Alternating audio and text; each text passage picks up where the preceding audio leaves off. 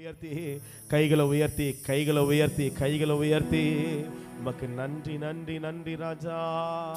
உம்மை நன்றியோடு நாங்கள் துதிக்கிறோம், உம்மை நன்றியோடு நாங்கள் துதிக்கிறோம், உம்மை துதிக்கிறோம், உம்மை ஸ்தோத்தரிக்கிறோம். கர்த்தர் நல்லவர் நல்லவர் நல்லவர் நல்லவர் நல்லவர். ஆண்டவரே, இந்த நாளிலே எங்கள் மத்தியிலே கர்த்தர் நீர் அசைவாடுவீராக. என் தெய்வம் நீர் அசைவாடி வருவீராக. எங்கள் தெய்வம் நீர் அசைவாடி வருவீராக. ஹல்லேலூயா. உமக்கு நன்றி நன்றி நன்றி நன்றி நன்றி ராஜா. உமக்கு கொடான கொடி நன்றி ஆண்டவரே. இந்த நாள் எங்களை மறைத்து கொள்ளுங்க, எங்களை ஆசீர்வதிங்க, எங்கள் இருதயங்கள் எல்லாம் திறக்கப்படுவதாக. கர்த்தர் மகிமையான காரியங்களை செய்யுங்க. இயேசுவின் நாமத்தில் வேண்டுகிறோம் எங்கள் நல்ல பிதாவே. ஆமென் ஆமென் ஆமென். ஹல்லேலூயா. இந்த வருஷத்தினுடைய கடைசி நாட்களிலே கர்த்தர் அடியை நிற்க வைத்திருக்க தயவுக்காக நன்றி செலுத்துகிறேன். சபையின் தலைமை போதகர், மூப்பர்கள், விசுவாச மக்கள் யாவருக்காக ஸ்தோத்திரங்களை தெரிவிக்கிறேன். கர்த்தர் நம்மோடு கூட இருந்து ஆசீர்வதிப்பாராக. ஆமென். ஹல்லேலூயா ஹல்லேலூயா ஹல்லேலூயா.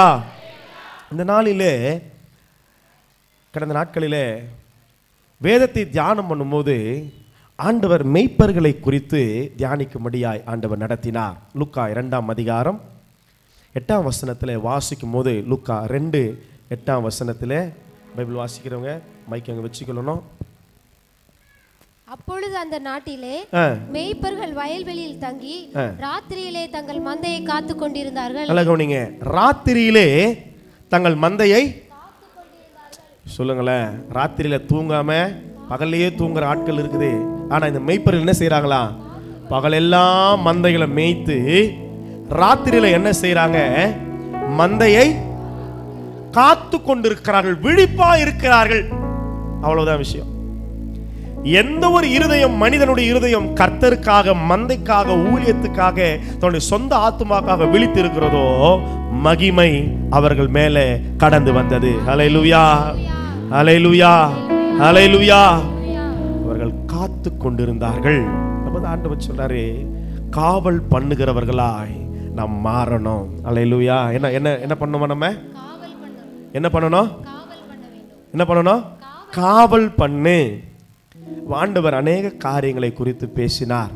ஆண்டவர் இருதயத்தில் ஒரு காரியங்களை ஆண்டவர் காண்பித்தார். என்ன விதமான காவல், எப்படிப்பட்ட காரியங்கள் சபைக்கு தேவை? ஒரு ஆராதனை, ஒரு செய்தி என்பது வருகிற ஜனங்கள் வாழ்க்கையில் ஏதோ ஒரு மாற்றத்தை, ஏதோ ஒரு தாக்கத்தை, ஏதோ ஒரு நன்மையை செய்யணும் இல்லையா?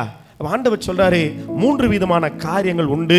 ஒரு தனிப்பட்ட மனிதனுடைய வாழ்க்கை, 2வது குடும்பம், 3வது ஊழியம். இது 3த்திலையும் எந்த ஒரு மனிதன் காவல் காக்கிறவனாய், காவல் பண்ணுகிறவனாய், ஜாக்கிரதை உள்ளவனாய், விழிப்பா இருக்கிறானோ அவனை கர்த்தருடைய மகிமை காத்து கொள்ளும் என்று ஆண்டவர் பேசினார். ஹல்லேலூயா ஹல்லேலூயா ஹல்லேலூயா.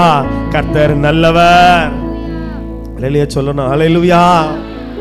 அப்போ இந்த மாதம் முழுதுமே கிறிஸ்துமஸ்னுடைய செய்திகள் நம்ம கேட்கலாம். மந்தையை அவர்கள் காத்து கொண்டிருந்தார்கள். அப்ப பக்கத்தை பார்த்து சொல்லுங்களேன், நீ இன்னும் அதிக விழிப்போடு இருக்கணும், இன்னும் அதிக ஜாக்கிரதையா இருக்கணும். உன் கண்களுக்கு நித்திரை வரக்கூடாது, காவல் பண்ணுகிறவனா இரு. ஹல்லேலூயா. கர்த்தர் நம்மோடு கூட இருந்து ஆசீர்வதிப்பாராக. ஆமென் ஆமென். முதலாவது ஒரு ஆவிக்குரிய மனிதன் காவல் பண்ண வேண்டிய பகுதி எங்கே, காரியம் எங்கே அப்படின்னா, பெரிய பெரிய காரியம் இல்ல. முதல்ல ஒரு ஆவிக்குரிய மனிதன், கர்த்தருடைய பிள்ளை எங்க காவல் பண்ணணும், எங்க விழிப்பா இருக்கணும் தெரியுமா? தன்னை குறித்த ஒரு காரியம். சொல்லுங்க, நான் என்னை குறித்த காரியத்தில் நான் விழிப்புள்ளவனா இருக்கணும், காவல் காக்கணும். ஹல்லேலூயா. ஆண்டவர் சொல்லுகிற நிறைய வசனங்களோடு இந்த 3 காரியங்களை, 3 ஆஸ்பெக்ட் தான் பாருங்க.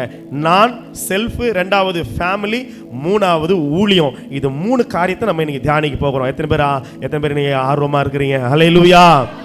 சத்தியத்தை தியானிக்க போகிறோம். வசனம் சொல்லுது, நீதிமொழிகள் 4ஆம் அதிகாரம் 20ஆம் வசனத்திலிருந்து வாசிச்சோம் அப்படின்னா, நீதிமொழிகள் 4ஆம் அதிகாரம் 20ஆம் வசனத்திலிருந்து வாசிச்சோம் அப்படின்னா, என் வார்த்தைகளை கவனி, என் வசனங்களுக்கு உன் செவியை சாய். வார்த்தைகளை கவனி, வசனங்களுக்கு உன் செவியை சாய். அவைகள் கண்களை விட்டு பிரியாதிருப்பதாக, அவைகளை உன் இருதயத்துக்குள்ளே காத்துக்கொள். வசனத்தை நல்லா கவனிங்க. வசனங்களை, சத்தியத்தை உன் இருதயத்துக்குள்ள காத்துக்கொள் காத்துக்கொள் ஆண்டவர் சொல்றாரு. தொடர்ந்து வாசிச்சிங்க அப்படின்னா அவைகளை கண்டுபிடிக்கிறவர்களுக்கு அவைகள் ஜீவனும் அவர்கள் உடலுக்கெல்லாம் ஆரோக்கியமுமாம். எல்லா காவலோடும் உன் இருதயத்தை நல்லா கவனிங்க. எல்லா காவலோடும், எல்லா காவலோடும் எதை காத்துக்கொள்ளணுமா? உன்னை நீ காத்துக்கொள்ளணும் ஆண்டவர் சொல்றார். எல்லா காவலோடும் உன்னுடைய இருதயம், உன்னுடைய ஆவி, ஆத்துமா, சரீரத்தை காத்து கொண்டாதான் அதினிடத்தி நின்று. அப்போ ஜீவ ஊற்று எங்குதான் இருக்குது? நமக்குள்ளதான் இருக்குது. அல்லேலூயா, அல்லேலூயா. உனக்குள்ள ஒரு ஜீவ ஊற்று ஆண்டவர் வச்சிருக்கிறாரு. உனக்குள்ள ஒரு ஆண்டவர் ஆசீர்வாதத்தை வச்சிருக்கிறாரு. அது எப்போ அது புறப்பட்டு அநேகருக்கு நீ ஆசீர்வாதமா இருப்பனா என்று நீங்களும் நானும் வசனத்தை இருதயத்தில் காத்து எல்லா காவலோடும் இருதயத்தை, அதாவது நம்முடைய சிந்தை, நம்முடைய இருதயம், நம்முடைய வாழ்க்கை, நம்முடைய சுபாவங்கள், நம்முடைய காரியங்கள் எல்லாவற்றையும் காத்து கொள்ளும் போதுதான் ஒரு மனிதன், ஆவிக்குரிய மனிதன், பலன் கொடுக்கிறவனாய், கனி கொடுக்கிறவனாய் மாறுகிறான். எத்தனை பேருக்கு புரியுது? நான் நல்லா இருந்தாதான் என் மரம் நல்ல கனியை கொடுக்கும். ஆண்டவர் சொல்லியிருக்கிறார். புரியுற மாதிரி சொல்றேன். நல்ல மரம் நல்ல கனிகளை கொடுக்கும். அப்ப எனக்குள்ள சில பேர் பேசும்போதே பார்த்தீங்கன்னா கெட்ட கெட்ட வார்த்தையா பேசுவான். அது எங்கிருந்து வருதா? ஹலோ, உள்ள இருக்குது. சில பேர் கோபத்தில் அப்படின்னு கடிப்பாங்க. ஏன்? அந்த கோபம், அந்த ஆக்ரோஷம், அந்த ஒரு மூர்க்கம் எங்க இருக்குது? ஹலோ, வெளியே பார்க்க எல்லாம் நல்லவதான். ஒரு சந்தர்ப்பம் வரும்போது தான் தெரியும் யாருக்குள்ள எப்படிப்பட்ட ஆவி இருக்குதுன்னு. அந்த ஒரு ட்ரிகர் பாயிண்ட் வரும் தெரியுமா? அது அவர்களை வெளிப்படுத்தி காண்பிக்கும். ஆண்டவர் சொல்லார், நல்ல மரம் எல்லாம் நல்ல கனியை கொடுக்கும். உனக்குள்ள இருக்கிறது யாரும் கண்டுபிடிக்க முடியாது. ஆனா ஆவியானவர் எல்லாமே வெளிச்சம். நீ என்ன வாழ்க்கை வாழ்ற, என்ன பேச்சு பேசுற, என்ன மாதிரியான ஒரு ஜீவத்தில் இருக்கிற யாருக்கு தெரியும்? ஆண்டவருக்கு தெரியும். பிசாசு சொல்லுது, நான் இயேசுவையும் அறிவேன், பவுலையும் அறிவேன், உன்னை யாருன்னு எனக்கு நல்லா தெரியும். இல்லையா? நல்லா புரிஞ்சுக்கொள்ளுங்க, நல்லா புரிஞ்சுக்கொள்ளுங்க. என் உள்ளாக இருக்கிற காரியத்தில் பிசாசு கவனித்து கொண்டிருக்கிறான். அப்ப ஆண்டவர் முதல்ல எங்கள் காவல் பண்ணுன்னு சொல்றாரு. நான் காவல் பண்ணேன். உன் இருதயத்தை எல்லா காவலோடும் காத்துக்கொள். ஏன்னா இங்க ஜீவ ஊற்று இருக்குது. இங்க என்ன இருக்குதா சொல்லுங்களேன்? இங்க என்ன இருக்குது? என் சிந்தை தேவன் தங்குற இடம், என் இருதயம் தேவன் தங்குற இடம், என் சரீரம் கர்த்தருடைய ஆலயம். அப்ப இங்கதான் என்ன இருக்குது? ஜீவ ஊற்று இருக்குது. அப்ப பிசாசானவன் எதுக்கு தெரியுமா காத்து கொண்டிருக்கிறான்? இந்த ஜீவ ஊற்றினாலே நீ ஜீவனை பெற்றுக் கொள்ளுவாய், நீ வாழ்வடைவ. ஆனா நீ கர்த்தருக்குள்ள நல்ல வாழ்க்கை வாழக்கூடாதுன்னு இந்த ஜீவ ஊற்றை கலக்கும்படியாய், அசுத்தமாக்கும்படியாய் பிசாசு போராடி கொண்டிருக்கிறான். கலங்கின சுனை நீரை யாரும் குடிக்கவே முடியாது. இல்லையா? மாடு, ஆடு மாடுகள் வாயை வைக்காது. அது தெளியும் போது தான் என்ன செய்யும்? அது குடிக்க ஆரம்பிக்கும். ரொம்ப கஷ்டம். ஆகவே தான் ஆதி ஆகமத்தின் புஸ்தகம் 25ஆம் அதிகாரத்தில் திருப்பி நல்லா கவனிங்க, நல்லா கவனிங்க, நல்லா கவனிங்க, நல்லா கவனிங்க. ஒரு 29:3ஆம் அதிகாரத்தில் ஆடுகளுக்கு தண்ணீர் கொடுக்கிற அந்த கிணறு, அந்த ஊற்றை பெரிய கல்லினாலே மூடி வச்சிருவாங்க. நம்ம மந்தைகள் எல்லாம் சேர்ந்த பின்பு கிணற்றின் வாயில் இருக்கும் கல்லை மேய்ப்பர்கள் புரட்டி மறுபடியும் தண்ணி காட்டி மறுபடியும் என்ன பண்ணிடுவாங்க? மூடி வச்சிருவாங்க. ஏன் தண்ணீரை மூடுறாங்க? ஹலோ சொல்லுங்களேன். எதற்காக கிணற்றை மூடி வைக்கிறார்கள்? அதுல அசுத்தம் விழுந்துடக்கூடாது. அதுல எல்லாருக்குமானது அது அல்ல, எல்லாருக்குமானது அது அல்ல. ஈசாக்கு துறவை தோண்டுகிறார், ஜீவ நீரூற்றை, சுரக்கிற நீரூற்றை காண்கிறார். சத்துரு வந்து நிற்கிறார், அது எனக்கு சொந்தம். அப்ப ஆண்டவர் அங்க என்ன சொல்லித்தரா தெரியுமா? நீ துறவை தோண்டு, உனக்கு சொந்தமான ஒரு துறவு வர வரைக்கும் நீ போராடி கொண்டே இரு. அப்போ எனக்குன்னு சொந்தமா ஒரு துறவு வேணும், எனக்குன்னு ஒரு ஜீவ ஊற்று வேணும். அது சத்துரு தொடப்படாதா இருக்கணும்னு ஆண்டவர் விரும்புறார். அப்ப நம்முடைய ஆவி, நம்முடைய ஆத்துமா, நம்முடைய சரீரத்தை பிசாசு ஒரு நாள் என்ன செஞ்சிடக்கூடாது. எத்தனை பேருக்கு நான் சொல்ல வர காரியம் புரியுது? அல்லேலூயா, அல்லேலூயா, அல்லேலூயா. சங்கீதத்தில் நிறைய வசனங்கள், சங்கீதம் 141:3 சொல்லுது, என் வாய்க்கு காவல் வையும் அப்பா, என் வாய்க்கு காவல் வையும். நீதிமொழிகள் 13:3 சொல்லுது, 21:23 சொல்லுது, தன் வாயையும் நாவையும் உதடுகளையும் காத்து கொள்ளு வசனம் சொல்லுகிறது. அல்லேலூயா. நாகும் 2:1 சொல்லுது, உன் வழியை காத்து கொள்ளு. சிதறடிக்கிறவன் முன்பாக வருகிறான், வழியை காவல் பண்ணு. அப்போ எந்த விதமாய் என் சிந்தைக்குள்ளே, என் இருதயத்துக்குள்ள அசுத்தங்களை கொண்டு வரும்படியாய், என் வாழ்க்கை கெட்டு போகும்படி, கர்த்தருக்காக வாழ முடியாதபடி அழித்து போடும்படியாய் வருகிற வழிகள் என்னமோ அதை நீ காவல் பண்ணு என்று தீர்க்கதரிசன சத்தம் துணிக்கிறது. ஹல்லேலூயா. எந்த வழியில பிசாசு வருவானே தெரியாது. அப்போ பிசாசுக்கு நம்ம என்ன செய்யக்கூடாது? வழியை கொடுக்கவே கூடாது. ஆகவே தான் சொல்ல, திறப்புகளை அடைக்கிறவன், திறப்புகளை அடைன்னு ஆண்டவர் சொல்றார். சத்துரு ஊடுருவி வருதலும் குடியோடி போகுதலும் இனி இராதுன்னு ஆண்டவர் சங்கீதம் 144 ஏன் வாக்குத்தத்தம் கொடுத்தார் தெரியுமா? இது வரைக்கும் சத்துரு நுழைஞ்சி உன் வாழ்க்கையை கெடுத்து போட்டுட்டா, உன்னுடைய எண்ணெய் அபிஷேக எண்ணெயா இருந்தது, அது பரிசுத்த எண்ணெயா இருந்தது, அதுல செத்த ஈக்கள் விழுந்ததுனால இன்றைக்கு உன்னுடைய பரிமள தைலம் என்னவா இருக்குதா? இப்போ கெட்டு போய் கிடக்குது இல்லையா? இன்றைக்கு ஆண்டவர் சொல்றாரு, எல்லா காவலோடும் உன் இருதயத்தை காத்துக்கொள்ள. எல்லா காவலோட எந்த அளவுக்கு முடியுமோ அந்த அளவுக்கு உன்னை தனிமைப்படுத்து, உன்னை தனிமைப்படுத்து. உலகத்தினுடைய காரியத்திலிருந்து, சினிமாவுடைய காரியத்தில் கொஞ்ச நேரம் ஃபோன் பார்த்தாலே எங்கள் வீட்டம்மா கேட்பாங்க, என்னதான் பார்க்குறீங்க, போதை எடுத்து வைங்க, போங்க சர்ச்சுக்கு போங்க. அப்போ எனக்கு ஒரு காவல் வேணும்னு ஆண்டவர் விரும்புகிறார். எந்த விதத்திலையும் நம்முடைய ஆத்துமா இருதயம் தடம் புரண்டு போகக்கூடாது, வழி மாறிடக்கூடாது, சத்துரு சிந்தையில வரக்கூடாது. என்னுடைய நேரத்தையோ, என்னுடைய ஜீவியத்தையோ, என்னுடைய சிந்தனைகளையோ சத்துரு தொடக்கூடாது என்பதில் கர்த்தர் கவனம் உள்ளவராய் இருக்கிறார். அல்லேலூயா. அப்போ இந்த இருதயம் ஜீவ ஊற்று. சிம்சோன் அழுது ஜெபிக்கிறான், ஆண்டவரே, நான் விருத்த சேதனம் இல்லாத ஜனங்களிடத்தில் என் உயிர் போக வேண்டுமான்னு அழுகுறான். அழுது அவன் சாக போற நேரத்தில் கர்த்தர் என்ன செய்யறாராம்? லேகியில் உள்ள பள்ளத்தை பிளக்கிறாரு, அதிலிருந்து ஒரு ஊற்று தண்ணீர் ஓடி வருகிறது. இதை நல்லா கவனிச்சீங்கன்னா வசனம் சொல்லும், அவனுடைய ஜீவன் உயிர் திரும்ப வந்ததான். அவனோட உயிர் திரும்ப வந்தது. அப்படின்னா நல்லா புரிஞ்சுக்கொள்ளுங்க, உயிர் போயிருச்சு, நீ போயிருச்சு, உயிர் போயிருச்சு. உனக்கு ஜீவ ஊற்று இல்லைன்னா, இங்க கர்த்தருடைய ஆவியானவர் இல்லைன்னா, கர்த்தர் பேசுகிற ஒரு ஜீவியம் நமக்குள்ள இல்லைன்னா உயிர் போயிருச்சு. புதிய ஏற்பாட்டு சபைக்கு ஆண்டவர் அதான் சொல்றார், நீ உயிரோடு இருக்கிறவனும் பெயர் பெற்றிருக்கிற, நல்லா பாடுற, நல்ல ஆண்டவர் ஆராதிக்கிற, நல்ல காணிக்கை போடுற, அல்லேலூயா சொல்ற, சோத்திரம் சொல்ற, ஆனா உன் கிரியைகளை ஆண்டவர் திரைச்சீலையில் திறந்து பார்க்கும்போது ஆண்டவர் பார்க்கிறார், உள்ள செத்து போன காரியங்கள் இருக்கிறது. இன்னும் உனக்கு விசுவாசம் இல்லை, இன்னும் வாழ்க்கை மாறல, இன்னும் உன் ஜீவியம் மாறல, இன்னும் குறை சொல்லி கொண்டிருக்கிற, இன்னும் உன் வாயின் வார்த்தைகள் மாறல, இன்னும் சிந்தனைகளுடைய காரியங்கள் இன்னும் மாறல. நீ உயிரோடு இருக்கிற ஒன்று பெயர் பெற்றிருந்தோம், நீ செத்தவனா இருக்கிறாய். அந்த ஜீவ ஊற்று வருகிறது, அவன் குடித்த போது உயிர் திரும்ப வந்தது. அப்போ ஆண்டவர் சோர்ஸ் எங்க வச்சிருக்கிறார் தெரியுமா? நல்லா கவனிங்க, வெளியில இல்ல, நமக்குள்ள. எந்த அளவுக்கு எல்லா காவலோடும் என் ஆத்துமா ஆவி சிந்தையை நான் காக்கிறேனோ, நான் ஜீவன் உள்ளவனாய் கர்த்தருக்காக மாறுவேன். ஹல்லேலூயா, ஹல்லேலூயா. கிறிஸ்தவன் என்று சொல்லுகிறல்ல கிறிஸ்தவனாயிட முடியாது. அதான் பவுல் சொல்றாரு, கிறிஸ்தவன் எல்லாருக்கும் யூதன், எல்லாரும் யூதன் அல்ல.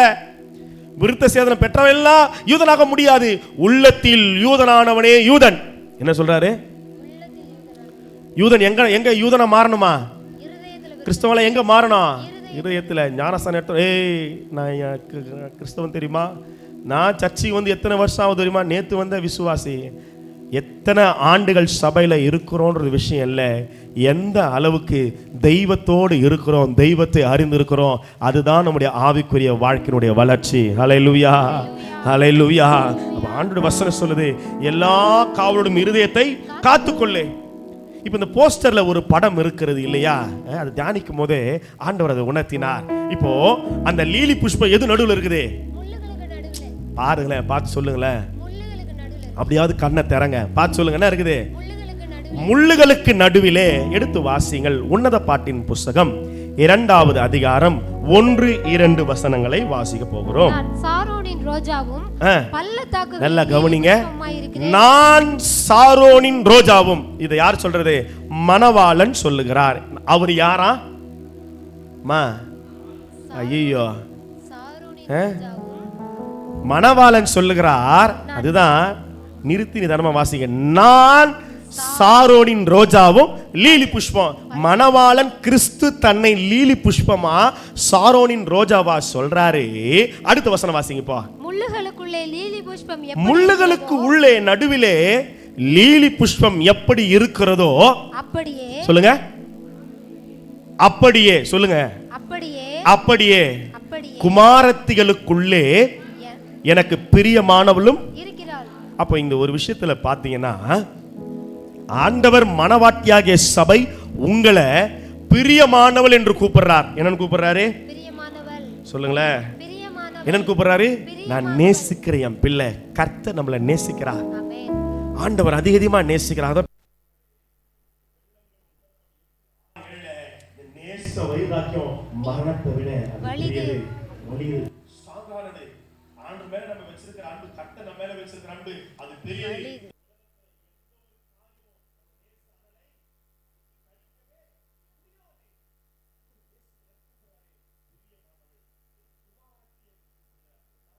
இரண்டாவது ஆண்டவர் சொல்றாரு அப்படியே. என்னவா? அப்படியே. என்ன சொல்றாரு? அப்படியே. எதுக்கு சொல்றாரு அப்படியே? ஹலோ, நடுவுல எப்படி லீலி முள்ளுகளுக்கு நடுவுல லீலி புஷ்பம் தான் வசனம் சொல்லிருச்சு. அப்படியேன்னு ஏன் சொல்றாரு? அதுக்கு தான் முதல் வார்த்தை சொன்னேன், நான் சாரோனின் ரோஜாவும் பள்ளத்தாக்குகளின் ஆமாயா லீலி புஷ்பமா இருக்கிற. அவர் யாரா? லீலி புஷ்பம். அப்படியேன்னு சொல்றாரு. நான் எப்படி இருக்கிறேனோ, மணவாளன் எப்படி நிறைவுள்ளவராய் பரிசுத்தம் உள்ளவராய் மகிமை பொருந்தியவராய் இருக்கிறாரோ, நேச மணவாட்டி ஆண்டவர் சபை எப்படி பார்க்கிறாரு? தன்னை போலவே சபையையும் கர்த்தர் பார்க்க விரும்புகிறார். நான் எப்படி இருக்கிறேனோ அப்படியே, நான் எங்க இருக்கிறேனோ அங்க என் ஊழியக்காரன் இருப்பான். அல்லேலூயா. ஊழியக்காரன் எங்க போனாலும் ஆண்டவர் கூட வருவார் அர்த்தம் கிடையாது. நிறைய பேர் தப்பா புரிஞ்சுக்கிறாங்க. நான் எங்க போனாலும் கர்த்தர் என்ன இருக்கிறார், போடான்னு விட்டுருவாரு. உன் இஷ்டத்துக்கு ஓடிந்தினா ஆண்டவருடைய சித்த எங்கேயோ, ஆண்டவருடைய சத்தம் எங்கேயோ, கர்த்தருடைய பவுல் எவ்வளவு பெரிய ஆள் அவரு. ஆண்டவர் சொன்னாதான் ஊருக்கே கிளம்புவார். அல்லேலூயா. எங்கே நான் போக உம் சித்தமோ அங்கே நான் சென்றிடுவேன். யார் பாடுறது? பெர்க்மான் சாய் அழகா பாடுறாரு. அல்லேலூயா. எங்கே நான் போக உம் சித்தமோ அங்கே நான் சென்றிடுவே, உம் நாமத்தில் ஜெயமெடுப்பேன். கவனிங்க, நான் போகும் இடமெல்லாம் கர்த்தர் என்னோடு வரார். உண்மைதான், இல்லைன்னு சொல்லல. அதுக்கு நீ கர்த்தரோடு இருக்கணும். ஆண்டவர் நேசிக்கிறாரு. இரண்டாவது, உன்னை ஆண்டவர் எந்த ஸ்தானத்துல வச்சிருக்கிறாரு, உன்னை எப்படி நினைக்கிறாருன்னா, என்னை போலவே அவரை போலவே ஆண்டவர் என்னையும் நினைக்கிறார். நான் சாரோனின் ரோஜாவும் பள்ளத்தாக்கின் நான் லீலி புஷ்பம். நான் நேசிக்கிற என் மனவாட்டியாகிய சபையும் சபை ஜனங்களையும் ஆண்டவர் எதற்கு ஒப்பிடுறாரா? தனக்கு நிகரா ஒப்பிடுகிறார். அப்போ சபையானது கிறிஸ்துவின் சாயலா இருக்கிறது. சொல்லுங்க ஆமென். சபையானது இயேசுவை பிரதிபலிக்கிறதா இருக்கிறது. சபையானது கிறிஸ்துவுக்கு சரி சமமாய் அவருடைய பண்பிலேயும் அன்பிலேயும் குணாதிசயத்திலே பரிசுத்த ஜீவியத்திலே சிந்தையிலே வாழ்க்கையில கிறிஸ்துவை வெளிப்படுத்துகிற ஒரு சபையாய் இருக்க வேண்டும் என்றுதான் ஆண்டவர் தனக்கு நிகராய் நான் லீலி புஷ்பம், என் குமாரத்தி ஆகிய அவளும் லீலி புஷ்பமா இருக்கிறாள். உன்னை ஆண்டவர் அவரை போலதான் பார்க்கிறார். எத்தனை பேருக்கு இது சந்தோஷம்? ஆண்டவர் என்ன, அவருடைய சாயலா தான் நம்மளை படைச்சார். அவராகவே என்னை பார்க்கிறார். இப்பெல்லாம் ஒரு வார்த்தை வருது, மினியேச்சர் அப்படின்னு சொல்லப்பட்டிருக்கிறது. ஆண்டவர் தம்முடைய சாயலா. அப்ப நம்மெல்லாம் சின்ன இயேசு. சொல்லுங்களேன் அல்லேலூயா. எங்க அப்பா லீலி புஷ்பனா நான் யாரு? என் மணவாளன் என் கணவர் லீலி புஷ்பனா நானும் யாரு? அதுதான் சத்தியம் சொல்லுது. சபை கிறிஸ்துவனுடைய சாயலை மகிமையில சார்ந்து கொள்ளணும், ஒத்து இருக்கணும் ஆண்டவர் விரும்புகிறார். அல்லேலூயா, அல்லேலூயா. முள்ளுகளுக்குள்ளே லீலி புஷ்பம் எப்படி இருக்கிறதோ அப்படியே என் குமாரத்திகளுக்குள்ளே எனக்கு பிரியமானவளும் இருக்கிறார். ஆங்கிலத்தில் வாசித்தீங்கன்னா லைக் மீ அப்படின்னு சொல்லப்பட்டிருக்குது. ஆங்கில வேதாகமத்தில் என்னை போல, என்னை போல. கிறிஸ்து சபை வேறு வேறு அல்ல. சபையும் நம்முடைய வாழ்க்கையும் வேற வேற அல்ல. ஒரே ஒரு வாழ்க்கை. அதை எல்லா காவலோடும் கிறிஸ்துவுக்காய் வாழ காவல் பண்ண தேவன் அழைக்கிறார். மூன்றாவது சொல்லுகிறது, முள்ளுகளுக்குள்ளே அந்த லீலி புஷ்பத்தை ஆண்டவர் உருவாக்கும் போது எது நடுவில் ஆண்டவர் வச்சிருக்கிறாரா? எது நடுவில் இருக்குது சொல்லுங்க, எது நடுவில் இருக்குது?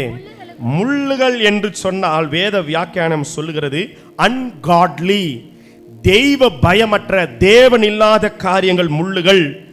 உலக சம்பந்தமான காரியங்கள், வேர்ல்ட்லி சின்ஃபுல் மோமெண்ட்ஸ், அதாவது பாவத்தினுடைய தருணங்கள், பாவம் செய்யக்கூடியதானிய தூண்டுதல்கள். அதான் பவுல் சொன்னார், எனக்குள்ள ஒரு முள்ளு ஆண்டவர் வச்சிருக்கிறார், அது எப்போது என்னை குட்டி கொண்டே இருக்கிறது, எனக்குள்ள எப்போது டெம்டேஷன் வந்துட்டே இருக்குது, எனக்குள்ள எப்போது விழுந்து போவதற்கான காரியங்களை பிசாசு செய்து கொண்டே இருக்கிறான். பாவம் செய்வதற்கான தூண்டுதல்கள், டெம்டேஷன்ஸ்.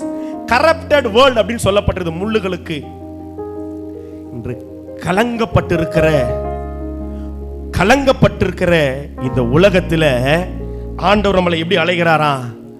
முள்ளுகளுக்குள்ளே அந்த லீலி புஷ்பம் அழகா இருக்கிறது. ஹல்லேலூயா, ஹல்லேலூயா. அப்போ நல்லா புரிஞ்சுக்கொள்ளுங்க, உன்னை சுத்தி அசுத்தவான் இருப்பான், உன்னை சுத்தி பாவம் செய்யறவன் இருப்பான், உன்னை சுத்தி துன்மார்க்கமா வாழ்ற மனுஷன் இருப்பான், அநியாயமா சம்பாதிக்கிறவன் இருப்பான், பொய்யான வாழ்க்கை வாழ்றவன் இருப்பான். கர்த்தரை அறிந்தேன் என்று சொல்லி அவனுக்கும் இயேசுக்கும் எந்த சம்பந்தம் இல்லாத வாழ்க்கையை வாழ்றவன் உன் நடுவில் தான் இருப்பான். சில சாத்தானுடைய கூட்ட சபை நடுவில் தான் இருக்கும். ஆனா ஆண்டவர் நம்மை அழைக்கிறார், அந்த முள்ளுகளுக்கு நடுவிலே கர்த்தர் உன்னை லீலி புஷ்பமாய் பார்க்கிறார். உன்னுடைய ஜீவியத்தை, உன்னுடைய சொந்த வாழ்க்கையை, பரிசுத்த ஜீவியத்தை நீ காத்து கொண்டால் கர்த்தர் உன்னிலே பிரியப்படுகிறவராய் இருக்கிறார். யோவானை அழைக்கும் போது ஆண்டவர் சொல்ல, லூக்கா 1ஆம் அதிகாரத்தில் வாசிக்கும் போது, அவன் பரிசுத்தத்தோடும் நீதியோடும் ஊழியம் பண்ணுவானா. ஹல்லேலூயா, ஹல்லேலூயா. யோவான் ஆண்டவர் எப்படி ஊழியம் பண்ணன்னு சொல்றாரு? ஹலோ, எப்படி ஊழியம் பண்ணன்னு சொல்றாரு?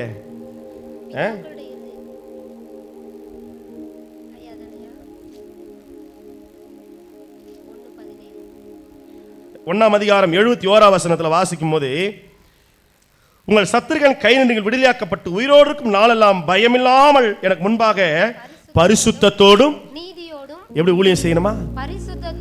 பரிசுத்தத்தோடும் நீதியோடும் எனக்கு ஊழியம் செய்ய கட்டளையிடுவேன். சகரியாவின் வாய் திறந்து சொல்றார் அந்த காரியங்களை. அப்போ நான் ஊழியம் செய்யணும்னா, நான் தெய்வத்தின் பிள்ளையா நிக்கணும்னா என்ன வேணுமா? பரிசுத்தத்தோடு, பயம் இல்லாம, நீதியோடு. அப்ப சத்துரு வருகிறான், அவன் என்னிடத்திலே காண ஒன்றுமே இல்லை. கிறிஸ்துவை போல வாழ கர்த்தர் நம்மளை அழைக்கிறார். ஹல்லேலூயா. முள்ளுகள் சூழ்ந்த ஒரு வாழ்க்கை தான். போன் எடுத்தா பாவம் வருது, வெளியே போனா பாவம் வருது, நம்ம தவறா பார்க்கிற ஜனங்கள் இருக்கிறாங்க. யோசேப்பு நீதிமான் தான், ஆனா எப்பொழுதுமே கர்த்தர் பரிசுத்தவான்களை சுற்றி சத்துரு எப்பொழுதுமே சில பாவம் பண்ணக்கூடிய சூழ்நிலை வைக்கிறார். தானியேல் நினைத்திருந்தா அந்த ஆகாரத்தை சாப்பிட்டிருக்க முடியும். யோசேப்பு நினைத்திருந்தால் அந்த தவறை செய்திருக்க முடியும். யாருக்குமே தெரியாது, அது மறைக்கப்பட்டு இருக்கலாம்.